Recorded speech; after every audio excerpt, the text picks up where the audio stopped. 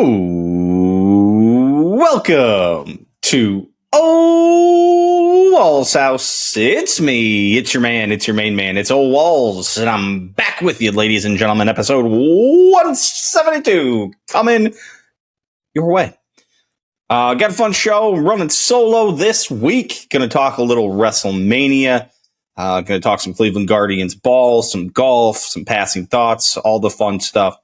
Before we get started, just want to say thank you to everybody. I appreciate all of your support, so thank you, thank you, thank you.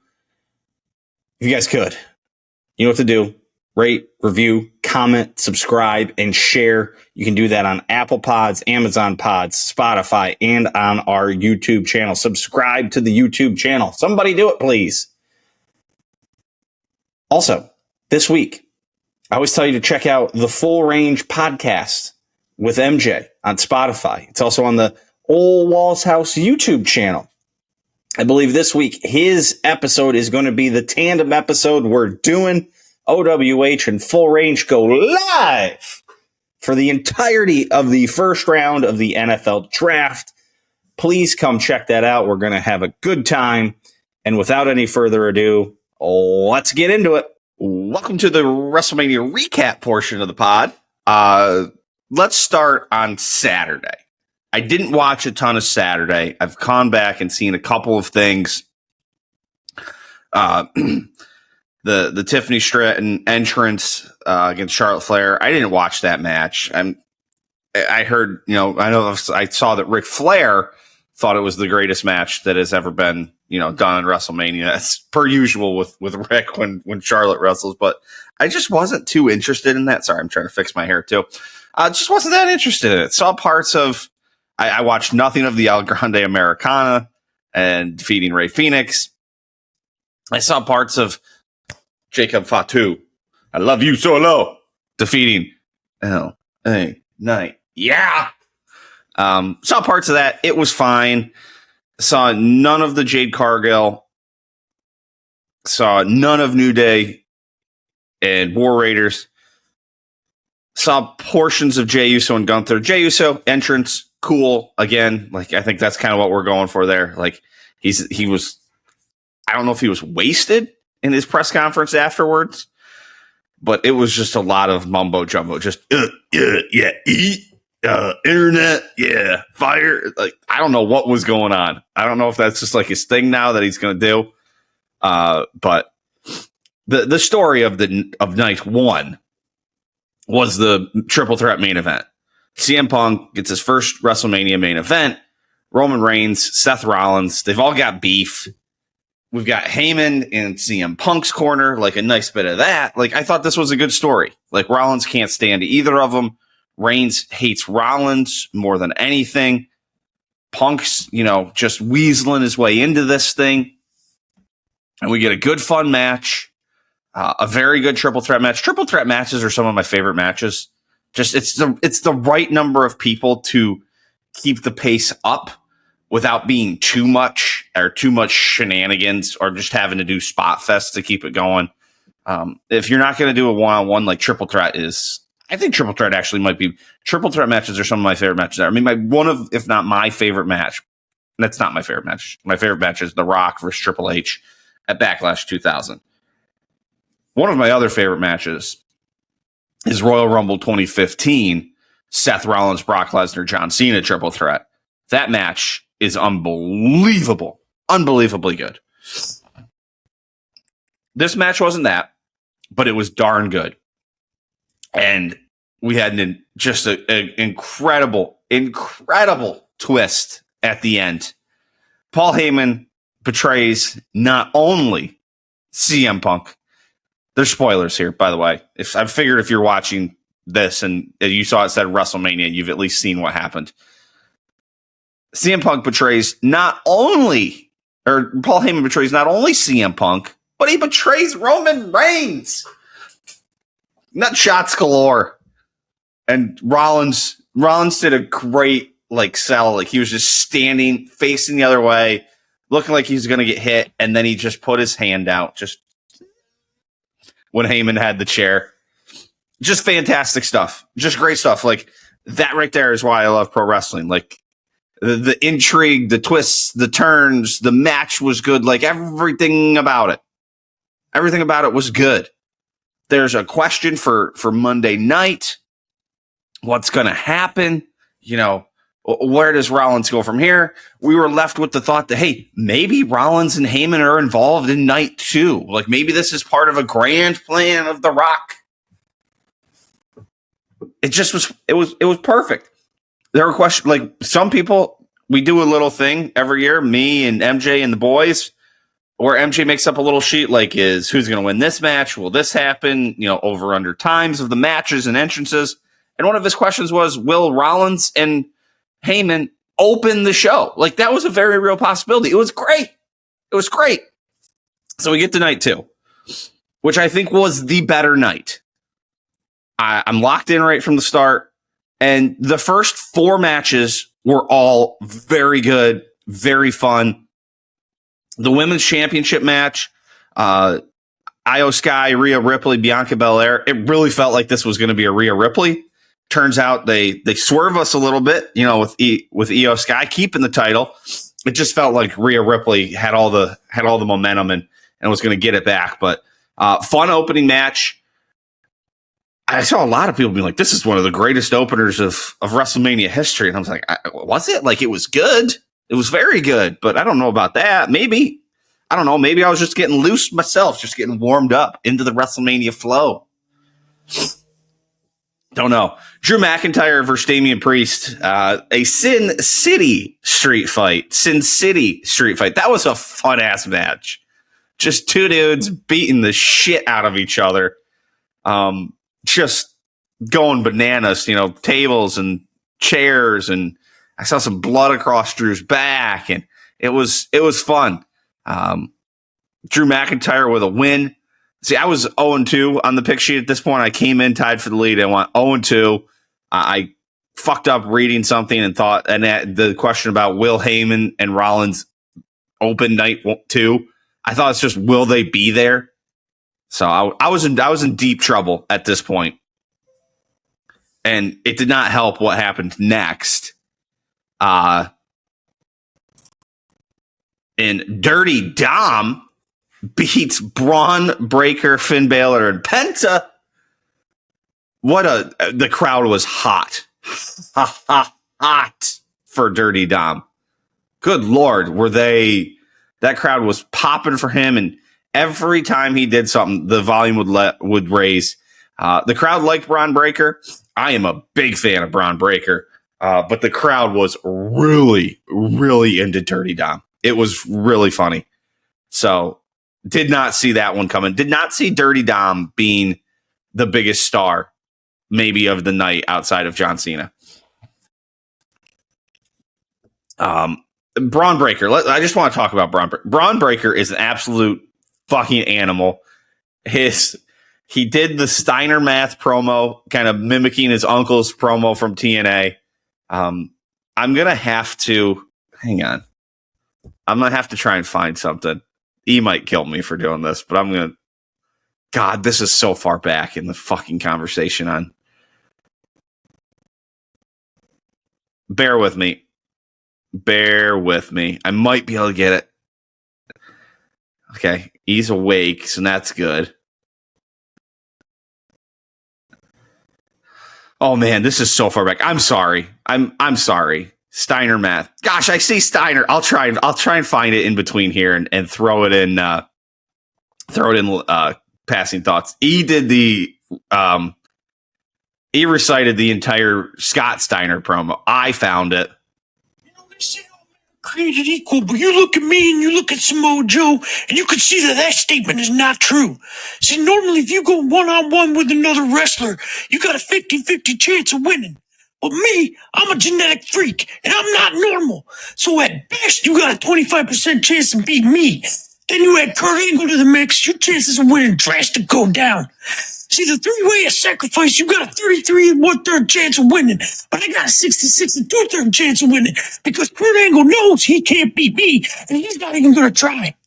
So Samoa Joe, you take your 33 1/3 chance minus my 25% chance, and you got an 8 1/3 chance of winning a sacrifice. But then you take my 75% chance of winning if we was to go one-on-one, and then add 66 and 2/3%. I got 141 2/3 chance of winning a sacrifice. See, Joe, the numbers don't lie, and they spell disaster for you as sacrifice. He did that. I hope that comes through on the mic. I had it so close that it's hard to imagine that it doesn't. He did that unprompted and would not answer if he has an actual transcript or just has the entire speech memorized. Either way, he nailed it. It was incredible. But Braun Breaker did one this weekend before WrestleMania 2 that was great. I picked Braun Breaker in their little pick sheet with MJ, and then afterwards, I wondered if it was the right decision because I was like, man, Braun Breaker seems like he's kind of hot. It wouldn't be a bad way to get the title off him. Fatal 4-way, doesn't actually get pinned, and then he can move into a world title. I don't know if he's there yet. He might go chasing Dom Mysterio around since Dom stole the title from him. But I like Braun Breaker. I think big things ahead. Dude's a freak. He did a sweet table-to-table spear. That was great. On Carlito. It's not cool. Randy Orton Open Challenge.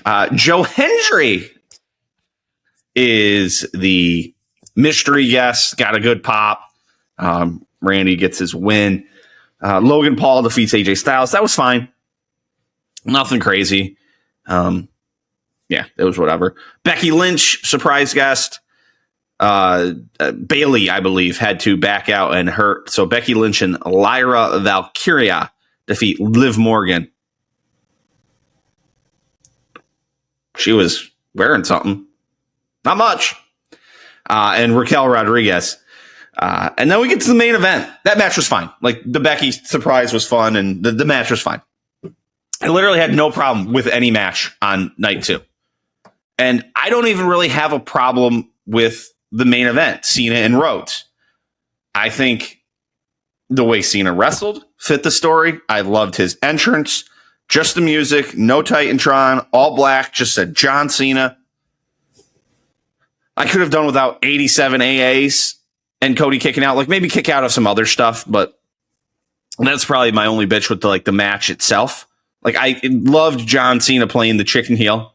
We didn't even get the MJ said on his pod. We didn't even get to somebody swings at Cena, he ducks it and does the back body drop. He just did the back body drop. I loved it.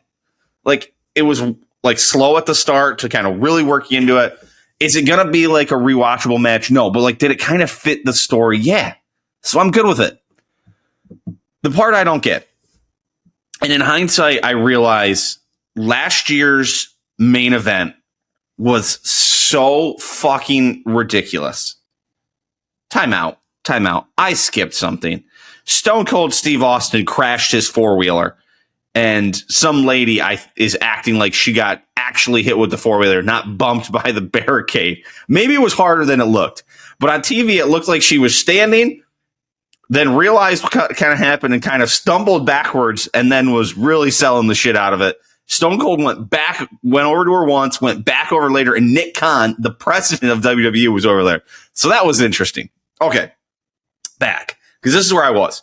Last year was so ridiculous with all the run-ins. It was, Solo Sikoa, Cena, Rock, Rollins, Taker. Everybody was just doing their run-in.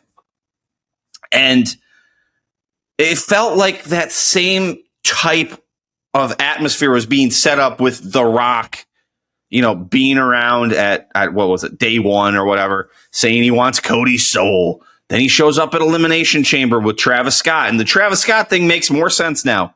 All of a sudden, I was saying, what the hell is Travis Scott doing here?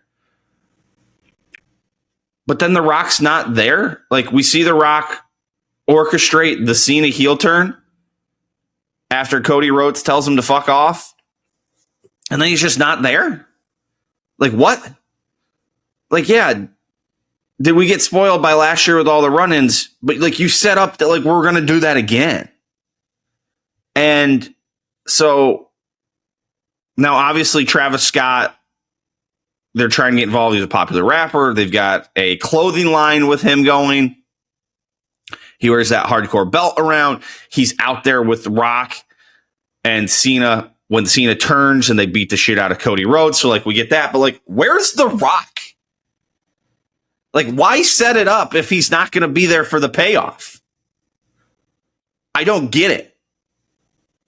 And, like, I guess that makes a little more sense why Travis Scott was there at Elimination Chambers, because now he's out there helping Cena because The Rock's just going to fuck off to Hawaii. He was posting pictures from Hawaii on Saturday. It's like everyone's like, oh, not fooling me. He fucking fooled all of us. I don't get it. Like, I just don't get it. I don't understand. Like, just leave The Rock out of it then.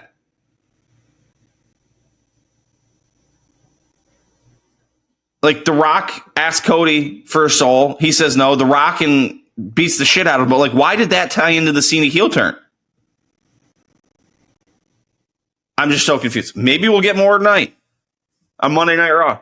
Maybe. I don't know. Confusing. The match as a whole, the event as a whole on Sunday, I'm very good with. I just don't understand why we brought The Rock into this for him to show up twice and really add nothing to the story and then just leave us wanting more. Again, maybe we're waiting for more, but, like, why not pay it off at WrestleMania? We paid it off at WrestleMania last year. I'm just confused, man. I just sat. I'm in a hotel here, you can see, recording this early Monday morning. I just sat there last night. Like, the ended, and there's a couch right behind me. I'm just sitting there, and I'm like, well, what?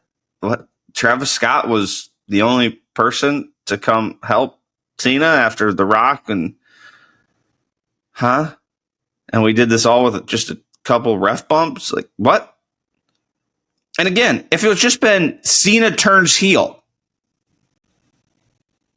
and Travis Scott was with him to help beat up Cody, or, like, The Rock wasn't involved, or, like, I don't know, just the involvement of, like, The Rock as the head of this, as, like, the guy pulling the strings, to then just be like, nah, I'm good, I'm out. Confusing. I don't know. I'm confused. So we'll see. Now I gotta fucking watch wrestling tomorrow. Maybe that's the idea. Or later tonight, whatever it is. Monday Night Raw. Raw after Mania. I mean, Cena's on Pat McAfee too. Probably have to check that out as I'm hitting the road today too. So, all right, let's keep moving. We're going to talk some Guardians and some golf. Guardians and golf. G&G. We'll talk them both here in this segment. I was on the road most of the day here Sunday, so I didn't see much of the golf. I saw Andrew Novak's final putt on 18, and then I saw the playoff where Justin Thomas, after 3 years, comes back, brings himself back from the dead, and gets himself a win. Buries a putt. What do we have for a distance there for Justin Thomas? Show me JT. It's showing me Andrew Novak. It refuses to show me Justin Thomas. I just want Justin Thomas, and it won't do it. Oh well. Justin Thomas made a nice putt, probably 20 feet. Let's see if I pull up the play-by-play, if it'll tell me. Yes, here we are. I thought I had it before, and I didn't. 21 feet. I was pretty darn close. I'm pretty good at that. Final round 68 for both of them. Andrew Novak has been just knocking on the door a lot lately. Again, no real analysis of the actual golf tournament itself. I saw almost none. I saw some on Thursday, Friday. Traveled Saturday, Sunday. Excuse me here. So didn't really see any of it. But Justin Thomas, I thought he had got off to a great start on Thursday. That's right. He had that Thursday 61, pair of 69s and a 68. A little steadier for Andrew Novak, 68, 65, 66, 68. Daniel Berger with a T3 with Mackenzie Hughes and Brian Harmon and Mav McNeely. Berger opened with 70 and got better for most of the week, 67, then 68, then 65. So nice to see Berger play well. Moves up to 26th in the FedEx Cup. So a nice showing for him. He seems to be bouncing back and playing some decent golf. Tommy Fleetwood, this dude is, I don't want to say he's not a serious golfer because he's very good. But like, it's fallen off outside of like Tron Carter on No Laying Up that talks about him like he's going to win a tournament. He's a contender in the majors. Like, this guy ain't. He is the king of like uncompetitive top tens, whether they're backdoors or he's kind of in the golf tournament and then just never makes himself a factor. Right there going into Saturday, only goes three. What is it?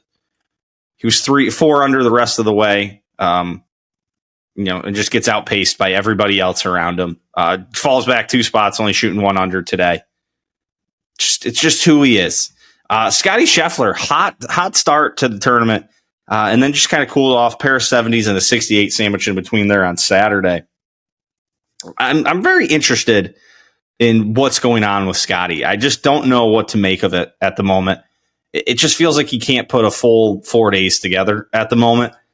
Let's see what the PGA Tour, they have the stats on here. The PGA Tour ones are a little different than Data Golf, but I don't feel like having 6 fucking tabs. I don't have all my screens here. Off the tee, strokes gained 7th, approach to the green 3rd, around the green 64th. He's struggled chipping. His around the green numbers have been bad. 64th.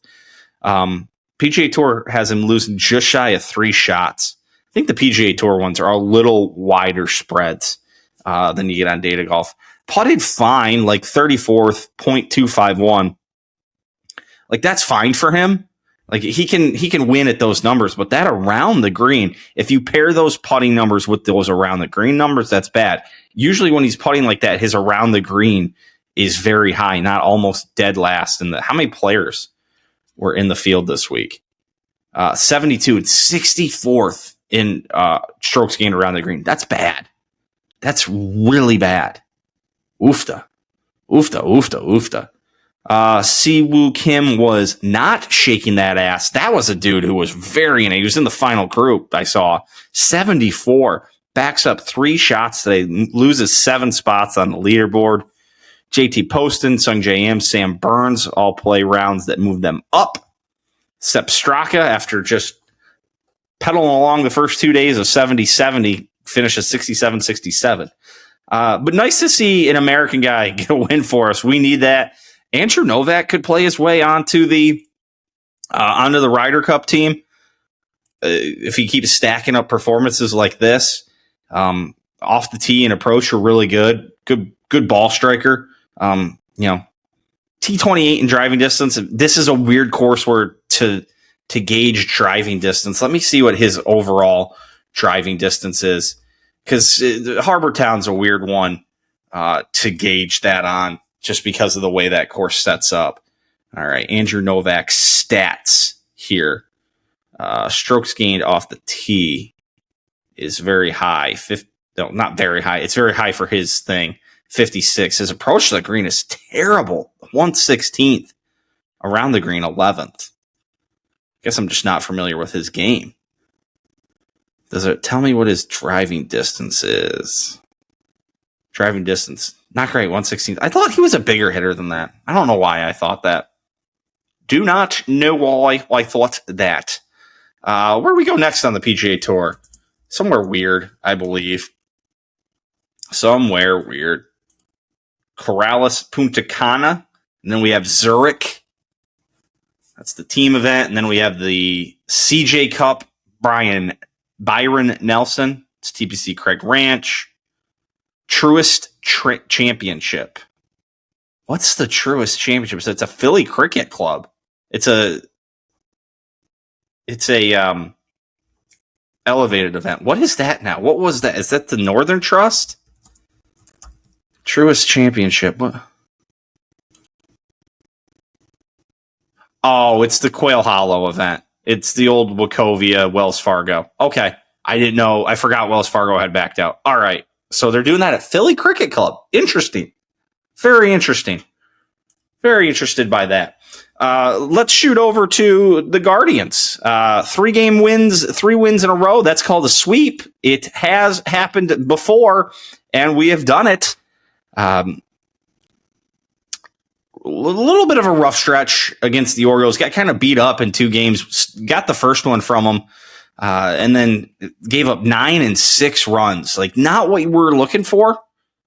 Not at all what we're looking for. Arias had a nice start to the Orioles series. Hit a homer Wednesday night. Was the sole run. Thursday, again, just more of the same. Scored some runs against the Pirates. 10 runs, 3 runs, 5 runs. And, the Pirates are bad. Did take out Paul Skeens in that stretch, so that's a good sign. Anytime you can get to a pitcher like that, that's helpful. It's really helpful. So good to see there. We got a tough stretch coming up. We got the Yankees and then the Red Sox coming to town next week. Red Sox are trending a little better. 6 of their last 4. The Yankees obviously atop the AL East. We all know how the playoffs went with the Yankees last year. So, gotta find a way to get some wins this week.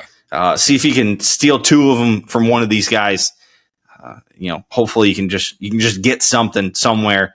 Who do we got on the bump tomorrow night for both teams with the Yankees? Or is that tomorrow or is that Tuesday? It is tomorrow. They're going right away on Monday. Nice. It's so weird. There's so much baseball, and then when you don't have it, it seems so weird. Gavin Williams for the Guards, and then Clark Schmidt in what appears to be his second outing of the year. Who else we got in these pitching matchups while we're looking at it? See how far out we get. Then we get Tanner Bybee on Thursday against Will Warren. I'm not familiar with Will Warren at all. And then Wednesday, Luis Ortiz versus Carlos Rodon. That could be a tough one from us. That could be a tough one. And then what we got with the Red Sox? That's too far out. They won't have pitching matchups for that. So all good there. But a guy I'm really worried about, Lane Thomas. He's batting 158, lowest batting average on the team. Only guy with a batting average worse is Jonathan Rodriguez, who only has 5 plate appearances and doesn't have a hit. It's just not good. He struck out 15 times. OBP's bad. Slugging's bad.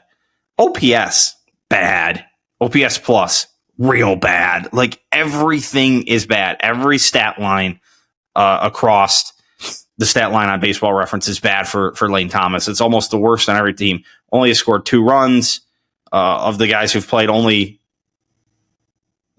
Jonathan Rodriguez has less. Nolan Jones has the same. He only has 7 hits. Only Austin Hedges, who's played. I'm just going to eliminate Jonathan Rodriguez from this discussion now. Only Austin Hedges has less, and he stinks and only gets a few plate appearances. Doesn't have as many. He only has 20 plate appearances. He's there for a clubhouse guy, and he's good behind the plate and can help young pitchers. Like, that's his role on the team. Lane Thomas is there to hit.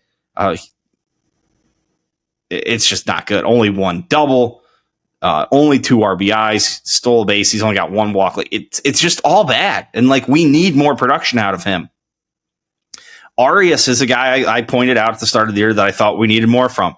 And we've been getting it. 10 RBIs, batting 280, couple doubles, getting on base. His on base, where's his on base percentage? 338. That is second on the team, only behind Stephen Kwan. And if you're only behind Stephen Kwan in that category, the Kwanster is just 1 RBI. At one point, he was the team leader in RBIs today.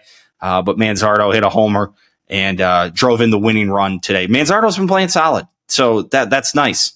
Good to get some good stuff out of Kyle Manzardo. And, he's a guy who has to continue to progress for this team to do well. Getting some extra pop out of Stephen Kwan has been a nice touch. It really has 3 home runs on the year. Jose and Manzardo have more at 4 and 5, respectively. Jose, he's been okay. We do need more out of him. I know he got hurt, just ever so briefly. It's a tough thing to ask because you got to ask the guy to do so much on this team. And it's, he's batting 270. He's got 4 home runs, 9 RBIs, positive WAR. And so he's a guy that, you're like, yeah, but he's doing good things. It's like, I know he is, but he's got to do more good things. And it's tough. It's a tough situation to be in. He's the leader of the team. He's the leader of the team. So Funny stat. I've been talking all batting here, but funny stat. Manuel Clase, sorry, I blanked for a second there. Manuel Clase has 3 wins on the year, and pitcher wins are such a busted stat for baseball, and we've all just completely ignored it. But it was just a funny thing. He has the only one person in Major League Baseball, maybe in the AL, has more wins than him this year. Like that's just crazy, just absolutely crazy. He's a closer, and obviously we gotta get more out of him. Max Fried, only guy. He's up there with Anthony Banda, Sonny Gray, Merrill Kelly, Michael King, Tyler Mahle, Casey Mize. I mean, there's a ton of people with 3, but only one guy has more wins than our closer. Our closer with a 7.84 ERA, by the way. Not great. Where is Cleveland ranked? 10th in hitting, which is, better than you can ask for. Problem is 20th in pitching overall. Like, we need better. That's tough. Man. It's got to be better. ERA is better, though. 13th. What was that? Wins? Oh, I don't give a shit about wins. 13th in ERA. So that's better. Home runs. 10th in home runs. What do we got in RBIs? For the guards? Ooh, 21st. Whoopsies. So that means that our runs are probably down in the same. Yeah, 20th. Oh, well. All right, big week. Yankees, Red Sox, got to beat them. Got to beat them somehow, some way. Just find it and, do what you can with it. All right, let's keep rolling. Time for some passing thoughts. Got some travel stories this week. Then we got some damage stories. Home damage. So I traveled earlier this week, and I'm flying and have the upgraded seats a couple of times for the longer flights, but then there's a shorter flight, Dallas to Wichita. It's like an hour, and I'm on this little plane, and it's the regular seat, and I'm just staring up the aisle because I'm like, I could lose some pounds, yes. But like, if you look at me, like I squeeze my ass into the normal amount of the seat. Like, would it be better if you sat next to some 110-pound chick, like who just takes up nothing? Yes, but like I'm courteous. I get my ass over. Like I'm not bad. But I'm staring up there. I'm like, there's a big motherfucker. Or if like you get another guy my size, like 2 dudes, broader shoulders, like that's a lot. And I finally see the gal who you can see them. They're looking. They're eyeing up the spot, and then they kind of give you I'm right there. The point. I'm like, all right, not a 100-pound woman, like not a petite little thing, but like we're fine. Like we can work with this. Like there's not going to be an issue. This bitch sits right in the middle. Right in the middle. And again, she's not like fat. She's bigger, but not fat. So I'm like, this would be fine. But no, she like sits in the middle and like, you usually like kind of angle yourself so that like you're sitting towards, like if you're on the window, you kind of like move it. So like you're kind of leaned this way, but your body's this way as the person on the aisle, leans this way and angles himself out so that you try and like leave a part. Well, first of all, she flips up the thing. I'm like, okay, maybe she's just getting in. But no, because she's just fucking sitting right on it. There had to have been. I couldn't get a good look. There had to have been like 6, like, I don't know. That's not 6 inches. Like 3, 4, 5 inches to her left that she wasn't taking advantage of. And now I'm crammed the fuck in there because this bitch just won't slide the fuck over. Ugh. You know what? She is fat. Hope she heard it. I will say, the one thing we had right during COVID was the way we boarded planes, too. Like back to front. Like if you're in rows, 30, like just get in the back. Like, whoop, and then everything works out better. Now we get on, and because I have like I don't have a huge like preference with a lot of these things, but I have enough that I board before like the general population of everybody boarding. So I'm in like row like 9 or 10 or 12 or 13 or 14, depending on the plane. And everyone else is like, kind of squeeze by. And I've got to bag up, and then other people don't, and then other people are like, well, there's no space back there, and they start tossing back to front. It was genius. Like, I don't know. We should just keep doing it. Like, I know just getting on the plane and getting done with it and just sitting there is nice. But, like, we shouldn't be in such a fucking hurry to board the plane to just sit there.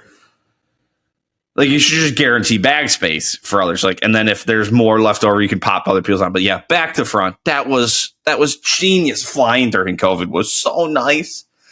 Delta was leaving seats open. Planes were fucking empty many, many times. You just get a full row to yourself. There was a thing, like the catch with flying during COVID is that they were like rolling over all the points for like 2 years. So I got upgraded really high. And I would get upgraded to Delta Comfort almost every time. And I would get upgraded to first class a number of times. But the catch was that sometimes, like on those ones you get upgraded to first class, you were actually better off in Delta Comfort because you'd have the whole row to yourself. And then on a smaller like regional jet, that is more comfortable than even being in first class. So that was the only battle. That was the only bad thing is sometimes you get upgraded to first class and you're like, I would have taken that whole row right back there is the only problem. Flying's kind of the worst, man. It's such a pain in the ass. Just, oh, there was a guy that got on the plane. He had a boarding pass, but the plane was full. Like he walked to the back and got on and was looking around. And he's like, there are no seats left. And I couldn't see what happened, but the dude didn't speak great English was the other thing. This was the incredible part. Didn't speak great English. And next thing I know, he's like looking around the plane. He's like, there's no more seat. And he's like pointing to his like seat number on his boarding pass. And then I get a little nervous because then the stewardess or flight attendant, what the fuck, flight attendant is what we're calling them now. She's like, why don't you just go wait up at the front of the plane by the door? And I was like, oh, that's weird. It's like, I don't love that. Like, I don't love a dude who can't speak English. And you're like, just go wait up at the front of the plane. Stay away from the rest of the people. That was just a smidge on the concerning side. Just a smidge. But then he was just gone. I was like, I don't know. Maybe they just overbooked it. They overbook it and they didn't realize they overbooked it. I don't know. It was weird. It was really weird. We'll do one of these because I'm always fascinated by these. Raiders of the Lost Ark, Indiana Jones movie made in 1981, set in 1936. A similar movie today, time difference, would be set in 1980. It would be Back to the Future. Back to the Future, was 85? So they went back 30 years. So that's 95 right now. 1995. It's my childhood. 4-year-old young Ole Walls. 4-year-old young Walls, not a young Ole Walls. It'd be a 4-year-old young Walls. Maybe I should start a podcast, Tales of Young Walls. I don't remember anything, though. I remember some basics, but it's dumb and whatever. Yeah. Sorry to get on a rant there about dumb shit. I mean, that's kind of this whole podcast, but whatever. Yeah. Raiders of the Lost Ark, set 31 from 81. Or 36 from 81, it's 1980 now. 45 years. 45 years is 1980. Yeah. Ouch. I got some food takes here. So I'm traveling. I'm out in Dodge City, Kansas last week. And the food options just aren't speaking to me. And I'm like, you know what? Maybe I'll just get some Chinese. There's a Chinese restaurant in every town. I looked this place up. Pictures look fine. Like, I see what I feel like is decent looking Chinese food. I look at the pictures of the building. It's the building you want it to look like. It's got the kind of the tables that are like, what? That are old, the decor, and it's got the picture of the wall, like of the meals on the wall. And it's the exact same one you see in every like solid Chinese restaurant. Sorry. I'm like, okay, we're good. So I order General Tso's chicken and an egg roll. It's like a 10-minute drive from my hotel. I go pick it up. I'm like, I'm going to eat the egg roll on the way back. Egg roll is fantastic. I'm like, yes, good meal. We're going to have a good meal. I get back. The chicken, the rice is first off. I dumped the rice out first. It's like, that's only okay. The chicken doesn't like look like General Tso's should. Like, I'm not like, oh, this is going to make me sick, but like, it's breaded weirdly. It's like, I don't know. It's just does not look right, but like, you can tell it like it's supposed to be General Tso's chicken, kind of. So now I'm already disappointed. Like, I haven't even taken a bite. I'm disappointed. It's like, there's nothing worse than like, you in your mind, you're like, I'm having this, and then it's bad. Like, you're like, I'm having a piece of pizza and it's shitty. It's like, damn it. So I put it on my plate. I take a bite, and I'm like, tastes like nothing. Tastes like absolutely nothing. Like, no taste at all. And then about 3 seconds later, I get hit with heat. And I mean heat. Just some of the hottest food I've ever eaten. I'm like, wow, I wonder if that, like, really? So I, like, try another piece, and, like, the heat continues. And I'm hungry, and I don't want to go back out. So I'm like, I'm going to eat, like, a portion of this. And I keep eating, and the heat keeps ticking up, and it's bad. Like, it's really bad. And the roommate calls me, like, tries to talk to me to do the Daily Dozen trivia. And I'm like, I gotta go. She's like, you look unwell. Like, that's how bad this is. Like, you look unwell. And I was unwell. Like, I am sweating. I feel like my mouth is on fire. And I'm like, I have to go find some milk or an ice cream. So I go down to the hotel lobby. They have an ice cream bar. I get an ice cream bar. Thank God this hotel lobby actually had, like, a spot to grab some things. Because it's not a given. They're like, in all these towns I stay in, the places like that have stuff like that. And oh my God, was that some of the blandest food, but hottest food I've ever had in my life. When I called in, I had to say General Tso's chicken twice. Maybe they gave me something else. I don't know. But it was the hottest Chinese food I've ever had in my life, and it had absolutely zero taste. Hot, zero taste. Also, why are chicken wings so hard to do right? I don't know. I just grew up in an area where you could go to a lot of places. Are they always going to be the best chicken wings ever? No, but like, they're going to be pretty damn good. And I don't get it. Like, why are we breading them? Don't bread them. I went to a place called Roosters. They had a whole section for chicken wings. I was like, yes, this should be good. No. I got to be more picky. I blame my brother because he's like, oh, I go everywhere I go. I order chicken wings that has them on the menu. I was like, no, I'm picky. He's like, no, you got to try them all. I'm going back to being picky. I'm ordering from places that I know have good wings. That's what I'm doing. Because there's nothing like fucking up a chicken wing and breading it in huge drums. And, you know, they had the ones that are still attached. Like, whatever. But, like, nothing worse than ruining a chicken wing. There was, at this bar, there was pillow fighting on TV. I see it was ESPN The Ocho, but there was pillow fighting on the TV. Really odd. Really odd.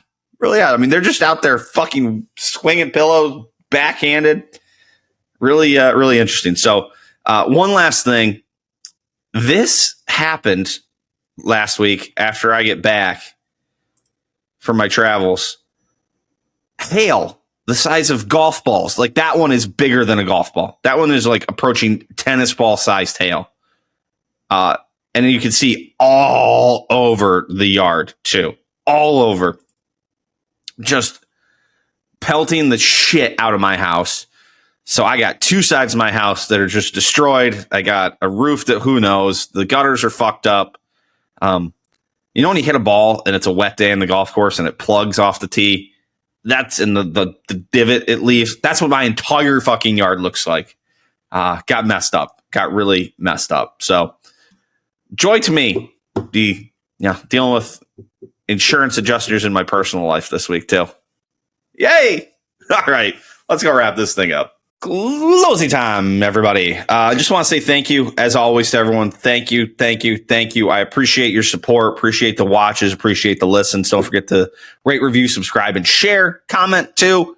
And don't forget, this Thursday, well, first of all, we'll be back next week. More golf, more baseball, wrestling fallout, all that stuff, more passing thoughts.